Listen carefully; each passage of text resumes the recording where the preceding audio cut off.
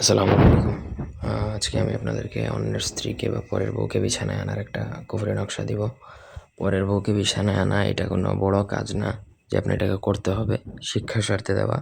আপনি অন্যের স্ত্রীকে এনেও কিন্তু ভোগ করতে পারবেন। শত্রুতা যদি কেউ আপনার সাথে করে, তখন যদি তাকে উচিত শিক্ষা দেওয়ার জন্য তার বউকে আপনি আনতে চান, আনতে পারেন। তার বউ সুরসুর করে কিন্তু আপনার কাছে চলে আসবে। কিন্তু নিয়মকানুন যেভাবে বলবো সেইভাবেই করতে হবে, অন্যথা করতে পারবেন না। এটা দ্বারা শুধু পরের বউ না, নিজের বউকেও আনতে পারবেন। নিজের বউকে তো আনার প্রয়োজন নেই, কিন্তু হ্যাঁ, কখন যদি কোনো কারণে আপনার স্ত্রী আপনার সাথে মিলন করে না বা শারীরিক সম্পর্কে অনাগ্রহী, আপনার সাথে শারীরিক সম্পর্ক করতেছে না দীর্ঘদিন ধরে, তখন আপনি এটা চাইলে তার উপর আপনার নিজের স্ত্রীর উপরও প্রয়োগ করতে পারেন। কোনো ক্ষেত্রে এটা প্রেমিকার উপরও প্রয়োগ করা যায়। এনিওয়ে, আপনি আপনার সিচুয়েশন বুঝে আপনি যার উপর প্রয়োগ করা লাগে প্রয়োগ করতে পারেন, আমার অনুমতি সাপেক্ষে। ব্যক্তিগত যে কোনো প্রয়োজন বা যে কোনো কাজ আমাদেরকে দিয়ে করাতে চাইলে স্ক্রিনে দেওয়া নাম্বারে সরাসরি ফোনে, হোয়াটসঅ্যাপে অথবা ইমোতে যোগাযোগ করে যে কোনো কাজ করাতে পারবেন, দেশে বা দেশের বাইরে থেকে।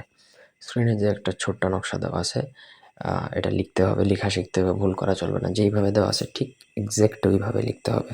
তো যাকে বিছানায় আনবেন তার ব্যবহৃত কাপড়ের মধ্যে লিখতে হবে। ভালো হয় যদি তার অন্তর্বাস থাকে, মানে তার ব্রা অথবা প্যান্টির মধ্যে লিখতে পারেন, সব থেকে ভালো হয়। আর যদি না থাকে তাহলে তার শাড়ি বা ড্রেসের উপরেই আপনি লিখে ফেলবেন। এক কালার হতে হবে, কারণ না হলে এটা লিখলে বোঝা যাবে না।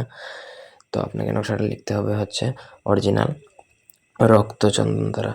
রক্তচন্দন চাইলে আমাদের থেকে নিতে পারেন বা আপনি কোথাও থেকে কালেক্ট করে নেবেন। রক্তচন্দন দ্বারা তার ব্রা প্যান্টি অথবা তার ব্যবহৃত কাপড়ের মধ্যে লেখার পরে আপনি সেটা শুকিয়ে যেভাবে আছে সেভাবে রেখে দিবেন। সে ওই কাপড়টা যখন পরবে, পরার পর কিন্তু তার শরীরে জ্বালা পোড়া শুরু করবে, তখন সে আপনার সাথে বিছানায় এসে নিজে থেকে মিলন করার জন্য অস্থির হয়ে যাবে। ধন্যবাদ।